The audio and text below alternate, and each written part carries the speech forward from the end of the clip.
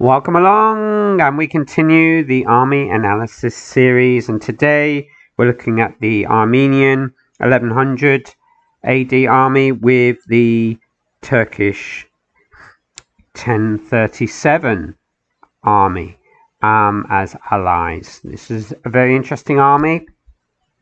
Let's go through it together. So starting with infantry, it's quite a nice mix. You've got access to one of the veteran Dailami Foots. We've talked about them before. Great units. Their impact foot, and with the quality, they're at 250 POA. So they're about 150 up on your standard defensive spear on impact. So they're great. They're really overall one of the best units in the game in terms of cost effectiveness and performance on the battlefield. So it is a little bit of a pity you can't take more. You can only take one, but can't complain. We can take one. A lot of armies don't get access to these units, so it's great to be able to take one. And as I've also said before, a lot of armies don't have access to any kind of what I class as mid-tier or top-tier infantry. It's all your mass spear and sometimes a 1 or 2 armoured defensive spear. So this is great. We've also got access to one of the armoured defensive spear, and then we've got 5 of your standard defensive spear, great units for their cost. I also like the raw Muslim spearmen. I think they're fantastic at 24, so we've got 2 of those. Again, not all armies give you access to the raw spearmen, so they save you a little bit of money and bulk out your line, so that's great. And then we've got 4 irregular foot. You can actually take up to, I mean, this is quite extraordinary really, you know, another 12, another 2. It's, what is it, about 15 and 16?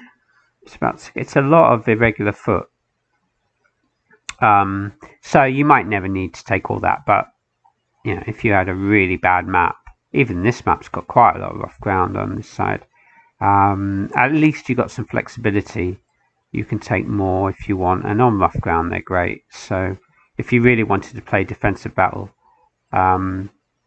you could take out a load of these. That you have that option.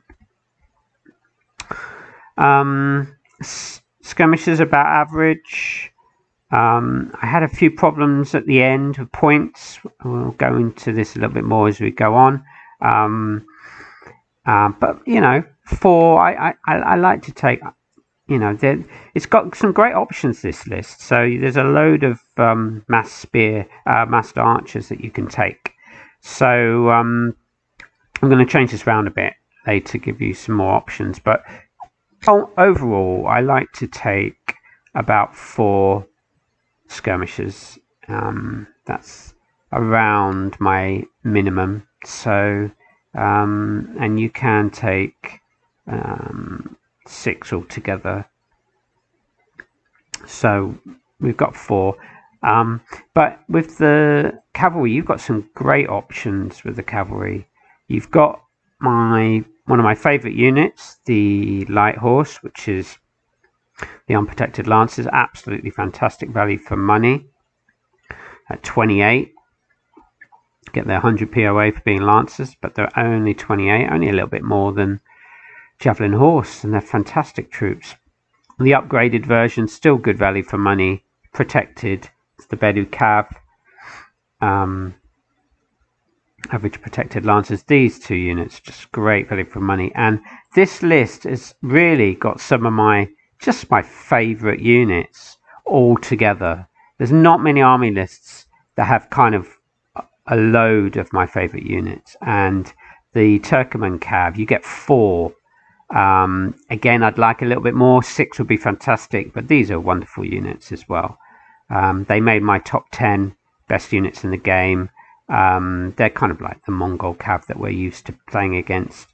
But to get 4 of these in your army, your bowmen, mounted bow. These are really good units, great at disrupting cavalry and archers and just causing a lot of havoc really in the enemy lines. So there's not that many armies that give you this kind of mix. You've got, the Turkoman Cav, got some Dailami, you've got decent spearmen, the light lancers.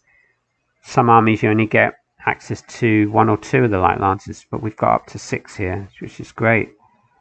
We've also got the early knights, which are great, very maneuverable, even though they're not quite as good one-on-one as the later knights. They're still fantastic, so they're great. And then the great Gilman unit, we've got 2, the superior quality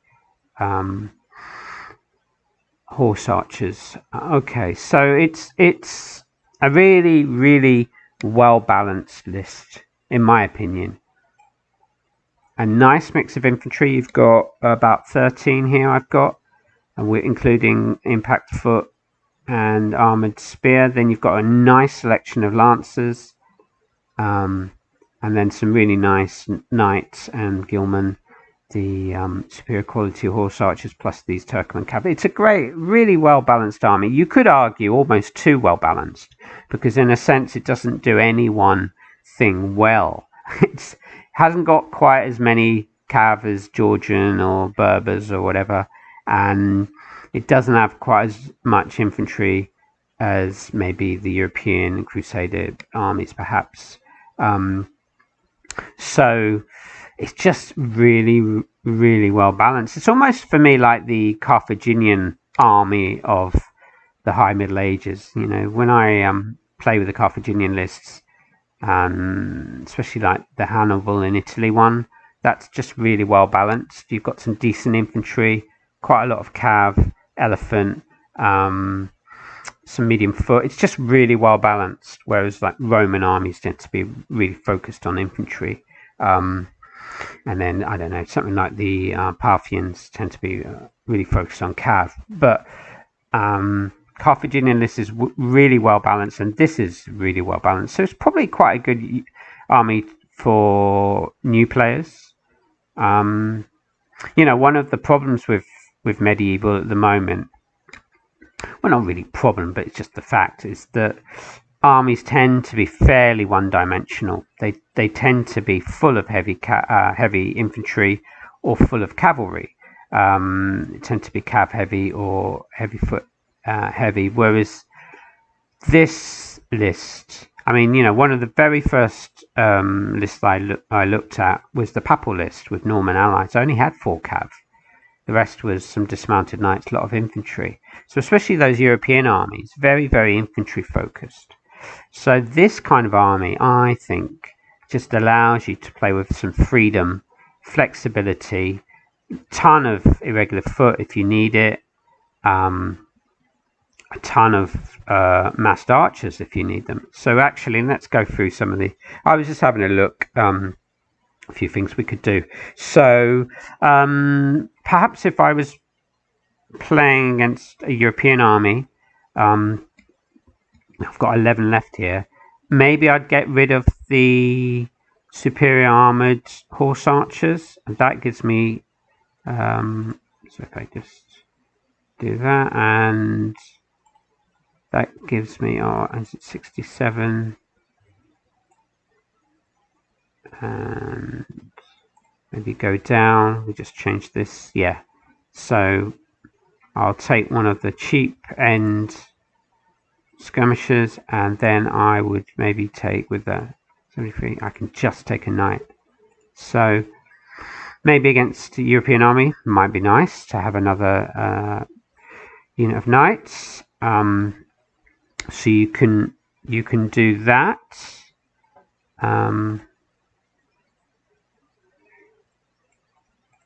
Let's just go back a sec. If I wanted some more massed archers, so what I could do, I could take out my defensive spear and an irregular foot, then I could add 2 plus I could swap out one of the skirmisher units. So we've got, actually we've just been switching around, we have got 4, so I could just take out a skirmisher unit and add another massed archer. So that gives us 3 of these massed archers extra. And yeah, against cav heavy armies, maybe you'd want more archers. A load of rough ground, but you could just plonk your archers here, hold that side. So for basically 1 armored defensive spearman and a regular unit, I've got 2 of the massed archers, and then I switched out one of the skirmish units for massed archers as well. So there's quite a bit of flexibility in this list. Quite a bit of flexibility. I really like this army. If I was playing in the league, I would probably put this at maybe first or second of my choice. You have 4 choices that you give, and this would probably be first or second for me, because it just, for me, I like balance. You know, I like to be able to attack with cav, have decent cav, but also have some fairly decent infantry as well. And with all these options, all these massed archers, that gives you flexibility. The regular foot gives you flexibility, and you've got enough infantry to do a fairly decent job. Some of these armies, if you've been following my videos around the cav heavy army, had around 10 to 13 infantry units. So, you know, my original build, we had 13 infantry, 14 cav. That's just, you know, the epitome of balance, really. Yeah, so I think it's got a lot going for it. Lancers, tremendous value for money, really are. I think you can do well. A lot of the great, you know, in my top 10. If I look at I've done 2 versions now, and Turkmen Cav in my top 10. The first list, my top 10 list, I did the Raw Spear were there. The Light Lancers were there. Even a regular foot for the price, I put them in at 10, because they do well against cav even in the open. So that's 4, and the Dailami were there. That's 5. Did I put? I'm trying to remember. I think I might put these Gilman units in. So, but there's and then the knights. I put the later knights, but yeah, there's not so much difference with the early knights.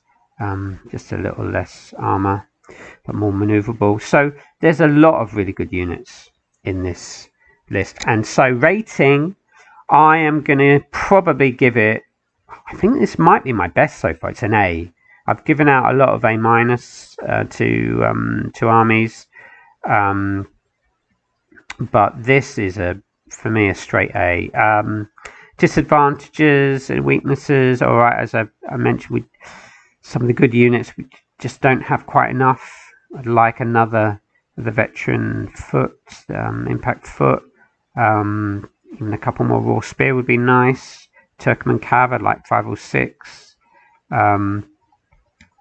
but overall, and maybe a little bit, I don't know, the cavalry does go up and down a bit, doesn't it? You've got your light lancers and it sort of jumps to knights and Gilman. There's not a lot in between, I suppose. Yeah, there's no lancers around 40s, in the 40s, jumps to 56. You go, when your lancers, you go from 34 to 56, so there's nothing in the middle. But, you know, that's being kind of nitpicky, really, and this is a really good army. A from me. Let's see how they do in the league. I think it's probably going to do really well. If you're playing with this army, let us know how you're doing, what you think.